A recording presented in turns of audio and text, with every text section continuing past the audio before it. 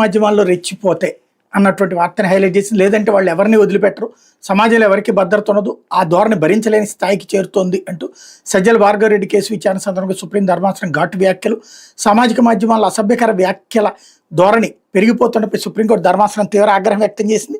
ఇలాంటి కేసుల్లో త్వరగా బెయిల్ రాదనే భయం ఉండాలని, లేదంటే వాళ్ళు ఎవరిని వదిలిపెట్టరని, ఎవరికి రక్షణ ఉండదని ఆందోళన వ్యక్తం చేసింది. ప్రస్తుత ధోరణి చాలా ప్రమాదకరంగా ఉందని పేర్కొంది. 2023లో అప్పటి ప్రతిపక్ష నేతలు వంగలపూడి అనితా తదితరులపై వైకాపా సామాజిక మాధ్యమాల్లో పెట్టిన పోస్టుల విషయంలో ఎస్సీ/ఎస్టీ అట్రాసిటీ నిరోధక చట్టం కింద నమోదైన కేసుల్లో ముందస్తు బెయిల్ కోర్టు వైకాపా సామాజిక మాధ్యమ వ్యవహారాల ఇన్ఛార్జి సజ్జల భార్గవరెడ్డి దాఖలు చేసినటువంటి పిటిషన్ మీద శుక్రవారం justice Pankaj Mittal, justice NVS భట్టెలతో కూడిన ధర్మాసనం విచారణ జరిపింది. ఈ కేసులో బెయిల్ కోసం కింది కోర్టుకు వెళ్లాలని ఆదేశిస్తూ ఏపీ హైకోర్టు నెల 7 ఇచ్చిన తీర్పును సవాల్ చేస్తూ భార్గవరెడ్డి దాఖలు చేసిన పిటిషన్ కొట్టేసింది. బెయిల్ కోసం తొలుత ప్రత్యేక కోర్టును ఆశ్రయించాలి తప్పితే నేరుగా తమ వద్దకు రావడానికి వీల్లేదంటూ హైకోర్టు ఇచ్చిన తీర్పును సమర్థించింది. మొదట భార్గవరెడ్డి న్యాయవాది సిద్ధార్థ దవే ముందస్తు బెయిల్ కోరారు. ఒకవేళ మీ వ్యాఖ్యల్లో అవమానకరమైన అంశాలు లేవని భావిస్తే వాటిని కోర్టు ముందు ఉంచండి అని జస్టిస్ ఎన్వీఎస్ బట్టి ఆయనకు సూచించారు.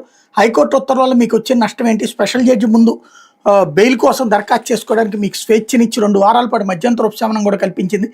అప్పటి వరకు ఎలాంటి కఠిన చర్యలు తీసుకోవద్దని చెప్పింది కదా అని జస్టిస్ మిత్తల్ గుర్తు చేశారు. న్యాయవాది ఎస్సీ/ఎస్టీ అట్రాసిటీ చట్టం గురించి చెప్పడానికి ప్రయత్నించారు. చట్టం గురించి చెప్పే ముందు పిటిషనర్ ఏం మాట్లాడారన్న దానిపైన మీకు స్పష్టత ఉండాలని జస్టిస్ బట్టి అన్నారు. సామాజిక మాధ్యమాల అసభ్యకర వ్యాఖ్యల ధోరణి భరించలేని స్థాయికి చేరిపోతుంది. సమాజంలో ఎవరిని వదిలిపెట్టడం లేదు, ఇది చాలా ప్రమాదకరం. అది ఎవరు చేసినా సరే అందుకే ఇందులో కంటెంట్ చూడాలని చెప్తున్నా. ఇలాంటి కేసుల్లో త్వరగా బెయిల్ రాదని భయం ఉండాలి, లేదంటే వాళ్ళు ఎవరిని వదిలిపెట్టరు, సమాజంలో ఎవరికి రక్షణ ఉండదని తీవ్ర ఆగ్రహం వ్యక్తం చేశారు. తర్వాత భార్గవరెడ్డి ముందస్తు బెయిల్ పిటిషన్ కొట్టేస్తూ జస్టిస్ పంకజ్ మిత్తల్ ఉత్తర్వులు జారీ చేశారు. కింద కోర్టులో బెయిల్ పిటిషన్ దాఖలు చేసుకోవడం 2 వారాల పాటు అరెస్ట్ నుంచి మధ్యంతర ఉపశమనం కల్పిస్తున్నట్టు పేర్కొన్నారన్నట్టు వార్తని హైలైట్ చేశారు. అమరావతిని